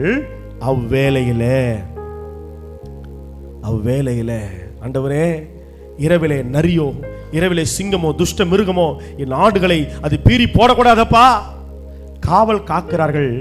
இரவெல்லாம் கண் விழித்து கொண்டிருக்கிறார்கள். இருதயம் விழிப்பா இருக்கிறது. இன்னைக்கு ஆண்டவர் சொல்றாரு, உன் இருதயம் விழிப்பா இருக்கட்டும், உன் இருதயம் விழிப்பா இருக்கட்டும். தூதன் அவரிடத்துல வந்து நின்று சொல்லுகிறாரே, கர்த்தருடைய மகிமை அவளை சுற்றிலும் பிரகாசித்தது. எல்லாமே இருள்தான், எல்லாமே இருள்தான். அந்த இருட்டிலையும் மகிமை அவர்கள் மேல பிரகாசித்தது. அவர்கள் மிகவும் பயந்தார்கள். அப்பதான் அந்த வார்த்தை வருது, நீ பயப்படாதே, மிகுந்த சந்தோஷத்தை உண்டாக்கும் நற்செய்தி உனக்கு நான் சொல்ல போறேன். ஒரு குட் நியூஸ் உனக்கு நேரா வருது. நீ விழித்திருக்கிறவனா இருந்தால் கர்த்தர் உன் வாழ்க்கையில நல்ல செய்திகளை கொண்டு வர. கைகளை உயர்த்துங்களேன். என் ஆத்துமா விழிப்பா இருந்தா நானோ நித்திரை பண்ணினேன், என் இருதயமோ அது விழித்து இருந்தது. ஊழியத்தை குறித்த சிந்த, சபையை குறித்த சிந்த, அடுத்த கட்டத்துக்கு என் சபை வளர வேண்டும் என்கிற தாகமோ ஆத்துமா பாரமோ யாருக்குள்ள இருக்குதோ, உங்க வாழ்க்கையிலே, குடும்பத்திலே என் கர்த்தர் நற்செய்திகளை கொண்டு வர நன்மையை கர்த்தர் கட்டளையிடுவார். மருத்துவச்சிகளின் குடும்பத்தை கர்த்தர் தழைக்கும்படியாய் செய்தார். ஏன் தெரியுமா? அவர்கள் விழிப்பா இருந்தார்கள். எப்படியாக இந்த சந்ததியை காப்பாற்றணும். அல்லேலூயா. ஆண்டவர் எல்லாத்தையும் சொல்லிடுறாரு. நல்லா கவனிங்க. 15ஆம் வசனம் சொல்லுது, தேவ தூதர்கள் அவர்களை விட்டு போன உடனே மேய்ப்பர்கள் ஒருவரை ஒருவர் நோக்கி சொல்றாங்க, நாம் பெத்லகேம் ஊருக்கு போய் நடந்ததாக கர்த்தரால் நமக்கு அறிவிக்கப்பட்ட இந்த காரியத்தை பார்ப்போம் வாருங்கள். முதல்ல பார்ப்போம். நல்லா கவனிங்க. படிப்பறிவு கிடையாது. ஆடு மேய்க்கிறவன் உங்களுக்கு என்ன தகுதி இருக்குதுன்னு விஷயம் கிடையாது. நல்லா புரிஞ்சு கொள்ளுங்க. ஒரே ஒரு வார்த்தை தூதன் சொன்னார். என்ன சொன்னாரு? 11ஆம் வசனத்துல, இன்று கர்த்தராகிய கிறிஸ்து என்னும் இரட்சகர் உங்களுக்கு தாவீதின் ஊரிலே பிறந்திருக்கிறார். என்ன இன்று கூட்டாரே? ஐயோ, தாவீதின் ஊரு இதான் சொன்னார். மேய்ப்பர் நல்லா தெரியும், என் ஆதி தகப்பன் மேய்ப்பன் தாவீதின் பிறந்த ஊர் எது ஊரு? பெத்லகேம். அல்லேலூயா சொல்றாங்க பாருங்க. பெத்லகேமுக்கு போய் அவ்வளவு ஞானம் படைத்தவர்கள், கால சாஸ்திரங்களை படித்தவர்களுக்கு வழிகாட்ட எது வந்துச்சு? நட்சத்திரம் வந்துச்சு. ஆனா படிப்பறிவில்லாத ஒன்றுமில்லாத பேதைகளுக்கு ஆண்டவர் சொன்ன ஒரே ஒரு வார்த்தை, தாவீதின் ஊரு சொன்னவன டைரக்டா போய் யாரைய பார்த்துட்டாங்க? இயேசுவானரை கண்டுபிடிச்சிட்டாங்க. அப்ப யாரு பெரியவங்க? யாருக்கு ஞானம் ஜாஸ்தி? படிப்பறி இல்லாத, ஒன்றுமே இல்லாத, குப்பையிலும் தூளிலும் இந்த சபைக்கு என்னால் ஏதாவது செய்ய முடியுமா, இந்த ஊழியத்தை செய்ய முடியுமா நினைக்கிற உங்களுக்கு தான் கர்த்தர் அதிக கிருபையை கொடுத்திருக்கிறார். அவங்களுடைய மூளை அறிவு, ஆனா உங்களுக்கு கொடுத்திருக்கிற தெய்வீக ஞானம் என்று கர்த்தர் சொல்லுகிறார். அல்லேலூயா. தாவீதின் ஊருன்னு சொன்னவன பெத்லகேம் ஊருக்கு போறாங்க. நடந்ததாக அறிவிக்கப்பட்டதை நாம் போய் பார்ப்போம், நாம் போய் நேர்ல பார்க்கணும். 16ஆம் வசனம் சொல்லுது, தீவிரமாய் வந்து. எப்படி வந்தாங்களா? எப்படி வந்தாங்களா? எப்படி வந்தாங்க? கர்த்தரை சந்திக்க எப்படி வந்தாங்களா? அப்ப ஊழியத்தை எப்படி செய்யணும்? சபைக்கு வரமா எப்படி வரணும்? சோத்து மூட்டை கட்டி, பசங்களுக்கு பூரி கடையில் வாங்கி, இட்லியை வாங்கி, 2 பிஸ்கெட் உனக்கு எடுத்து, 2 கேக்கு உனக்கு எடுத்து வச்சுன்னு, 2 வாழைப்பழம் சாப்பிட்டு தண்ணி குடிச்சிட்டு 11 மணிக்கு வந்து உட்காரு. 12 மணிக்கு உட்காந்து என் ஆத்துமாவே நம்ம தோத்த ஆண்டவரே, இன்னைக்கு ஒரு பெரிய கிருபை, ஒன்றும் கிடையாது, காலி பையோட போ, அது தின்பண்டத்தோடு நீ திரும்பி போ, ஆண்டவர் அமுச்சு விட்டுருவார். நீ கர்த்தரை தரிசிக்க தீவிரப்படுவாய் என்று சொன்னார். ஒரு சில விசுவாசி நான் பார்ப்பேன், சபைக்கு புதுசாக வருவாங்க, அந்த 9 மணி இருக்கும்போது தான் உட்கார நான் பார்த்துருக்கிறேன். கர்த்தர் அவளை ஊழியத்தில் கொண்டு வருவார். அல்லேலூயா. ஐயோ, என்ன வாயே திறக்க மாட்டீங்க? எந்த ஒரு மனிதன் கர்த்தரை சந்தித்துக்க தீவிரமா இருக்கிறானோ, ஊழியத்தை கனம் பண்றானோ, ஒரு ஊழியக்காரர ஒரு அம்மா எப்படி தன் மகளுக்கு பிடிச்சாங்கன்னா, வசனம் அந்த செய்தியில சொல்லியிருக்கிறாங்க, அந்த அம்மாவே சர்ச்சுக்கு சீக்கிரம் போற அம்மாவா, அந்த அம்மாவே சர்ச்சுக்கு சீக்கிரம் போற அம்மாவா. பீமனை கொடுப்பா, நம்ம பேர், நம்ம ஊழியர் பேர் நம்ம பேர் என்ன? பெர்சியா நினைக்கிறேன். வானாதி வானங்கள் கொள்ளாதவரே, வார்த்தையால் மன்னிக்க கூடாதவரே. அந்த பாட்டு எல்லாம் பாடி இருக்கிறல்ல, அந்த பாட்டில் வர அந்த ஐயாவுடைய அம்மாவுடைய செய்தி, திருமண காரியம். பிரிசி அந்த அம்மா, அதை பிரைசி சொல்லிட்டேன், மன்னிக்கணும். அந்த அம்மா, அந்த மகளுடைய தாயார் சபைக்கு சீக்கிரம் போறவங்களா. இவர் அந்த அந்த சபைக்கு ஊழியம் செய்ய வந்திருக்கிறார். இந்த அம்மாவே சீக்கிரம் போய் சோத்திரம் போட்டு ஜெபிக்கிற ஒரு அம்மா, அந்த அம்மாவுக்கு முன்னாடி ஒரு வாலிப பிள்ளை முன்னாடி முட்டி போட்டு ஜெபிக்கிறத பார்த்தவன, ஆண்டவரே, இந்த மாதிரி ஒரு ஆவிக்குரிய ஜெபிக்கிற, கர்த்தரை கனம் பண்ணுகிற, கர்த்தருடைய சமூகத்தில் வெட்கப்படாமல் முழங்கால நின்று ஆண்டவரை கனம் பண்ற ஒரு மனிதன் தான் என் பிள்ளைகளுக்கு மனவாழ்னா வரணும். எதிர்காலத்தில் அந்த மகனையே கர்த்தர் கொடுத்தாராம். அல்லேலூயா. இருவரும் இணைந்து ஊழியத்தை செய்கிறாங்க. நீ எதை பார்த்து கல்யாணம் பண்ற? என்ன ஜாதி, எவ்வளோ நகை எத்துன்னு வருவேன், எவ்வளோ இருக்குது, என்ன பெரிய ஆளா, அவங்களா இவங்களா? கர்த்தருக்கு பயப்படுகிற ஸ்திரீயே புகழப்படுவாள். நீங்க போங்கன்னு சொல்லிட்டு தெரியாத மாதிரி வரதட்சணை கேட்கறவங்களா இருக்கக்கூடாது. நல்லா புரிஞ்சுக்கொள்ளுங்க, நல்லா புரிஞ்சுக்கொள்ளுங்க. கர்த்தரை கனம் பண்ணு, வாழ்க்கையில கர்த்தரை மகிமைப்படுத்து. கர்த்தருக்கு இந்த பிள்ளை பயந்து இருக்கிறாளா, கர்த்தருக்கு இந்த ஊழியத்தில் என் மகள் நிக்கணும்னு ஒரு பொண்ணை கட்டினா அந்த குடும்பம் ஆசீர்வாதமா இருக்கும். ஹல்லேலூயா, ஹல்லேலூயா, ஹல்லேலூயா.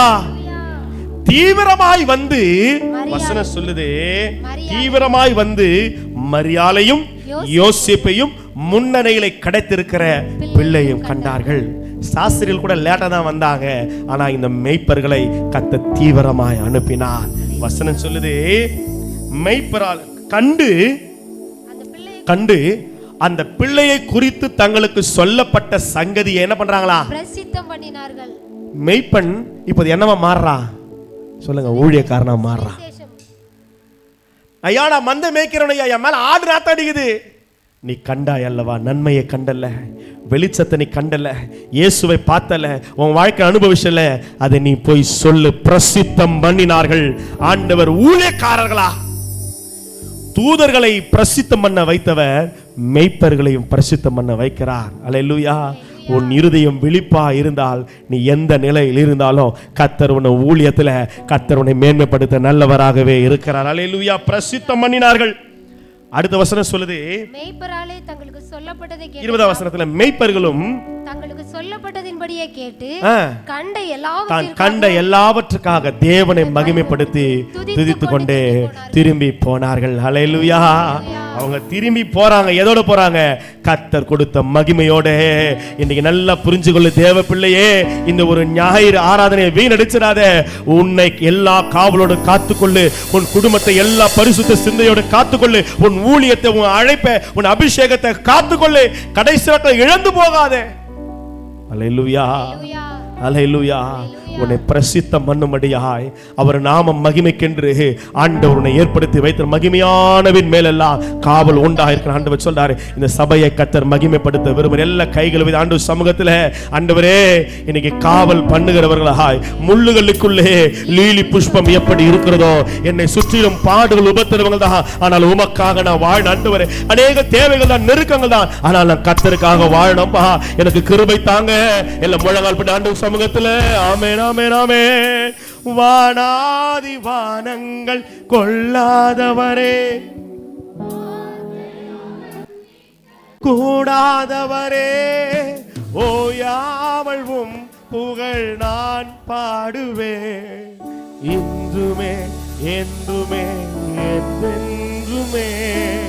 வானாதி வானங்கள் கொள்ளாதவரே, வார்த்தையால் வர்ணிக்க கூடாதவரே, ஓயாமல் உம் புகழ் நான் பாடுவேன்.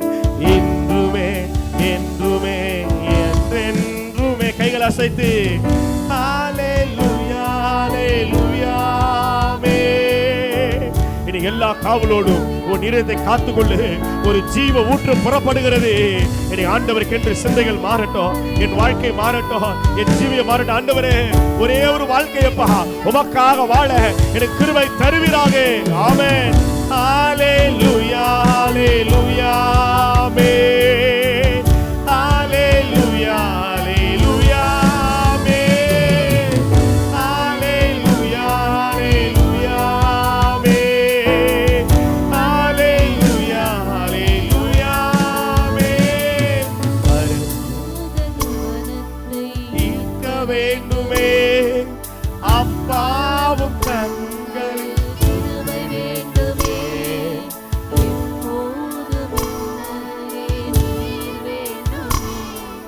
நீர் வேண்டும், நீர் வேண்டும், நீர் வேண்டுமே. பரலோக கவனத்தை ஈர்க்க வேண்டுமே. அப்பாவும் கண்களில் கிருபை வேண்டுமே. எப்போதும் என் அருகே நீர் வேண்டும், நீர் வேண்டும், நீர் வேண்டும். சில கைகளை சேர்த்து ஹல்லேலூயா, ஹல்லேலூயா, ஆமென். ஹல்லேலூயா, ஹல்லேலூயா. ஓ ரபா பா பா பா பா பா பா பா. என் சபையே, என் சபையே, நீ காவல் பண்ணுகிறவனாய் இருந்தால் நீ கர்த்தருக்குள்ள மகிமை அடைவாய். உன்னை காத்துக்கொள், உன் குடும்பத்தை காத்துக்கொள்ள, உன் ஊழியத்தை, சபையை காவல் பண்ணுகிறவனாய் மாறி எல்லா காவலோடும் இருதயத்தை காக்கிறவனாய், என் சொந்த திராட்சை தோட்டத்தை காக்கிறவனாய், என் கிறிஸ்துவுக்காக வாழ்கிறவனாய், ஒரே ஒரு வாழ்க்கை, ஒரே ஒரு ஜீவியம், என் நேசருக்காக வாழ்ந்து முடிக்க கர்த்தர் கிருபை தருவீராக. ஆமென். ஹல்லேலூயா.